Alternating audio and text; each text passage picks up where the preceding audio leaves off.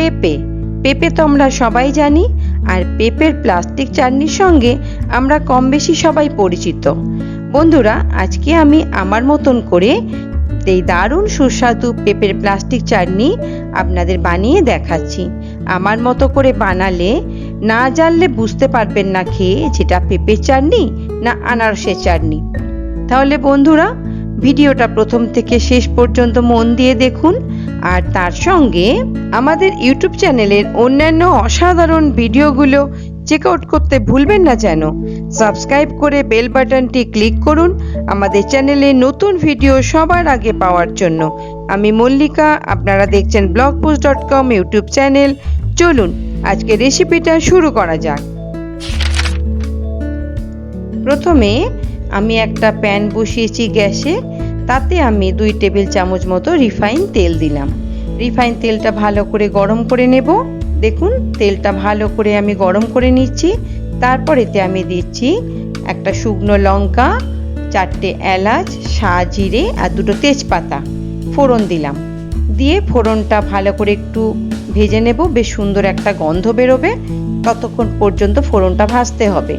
ফোড়নটা ভাজা হয়ে গেলে সেখানে আমি দিচ্ছি পেঁপে। আমি প্রায় 1.5 খানা মাঝারি সাইজের পেঁপে গ্রেট করে রেখেছিলাম, সেই গ্রেট করা পেঁপেটা দিয়ে দিচ্ছি। পেঁপেটা দিয়ে একটু ভাজতে হবে। তবে বন্ধুরা, একটা জিনিস খেয়াল রাখবেন, পেঁপেটা ভাজতে গিয়ে যেন ধরে না যায়। পেঁপেটা কিন্তু সাদাটে মতোই রাখতে হবে। পেঁপেটা একটু পারলে সিমে ভাজবেন, গ্যাসটা কমিয়ে দিয়ে, তাহলে পেঁপেটা তলায় ধরে যাওয়ার ভয় থাকবে না। এতে আমি অল্প একটু নুন দিচ্ছি। নুনটা দিলে তাড়াতাড়ি সিদ্ধ হয়ে যাবে।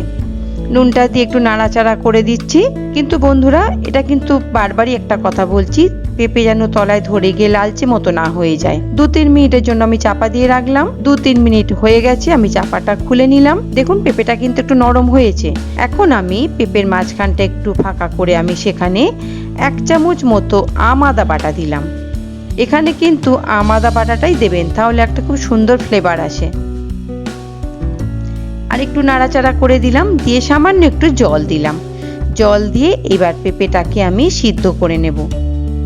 দেখুন জলটা কিন্তু বেশি দেবেন না, কারণ পেঁপে চাটনি মানে পেঁপের প্লাস্টিক চাটনি কিন্তু একটু বেশ ঘন ঘন গা মাখা মতোই খেতে ভালো লাগে। দেখুন আমার পেঁপেটা কিন্তু সিদ্ধ হয়ে গেছে। এইবার আমি এখানে চিনি দিলাম, প্রায় 1 বাটি মতো চিনি দিলাম, আর দিচ্ছি কিছু কিশমিশ।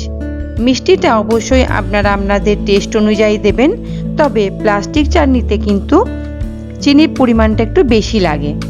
বেশ প্লাস্টিক চাটনিটা একটু বেশ থকথকে মতো, একটু চটচটে মতো হলেই কিন্তু খেতে বেশ ভালো হয়।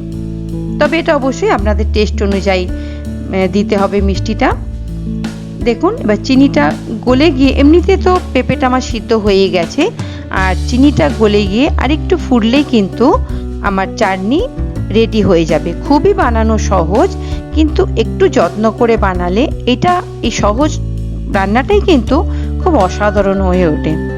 বন্ধুরা, আমার মতো করে বানিয়ে দেখুন, দেখবেন এটা খেতে কিন্তু একদম অন্যরকম। খেলে বুঝতেই পারবেন না যে এটা পেঁপের চাটনি না আনারসের চাটনি।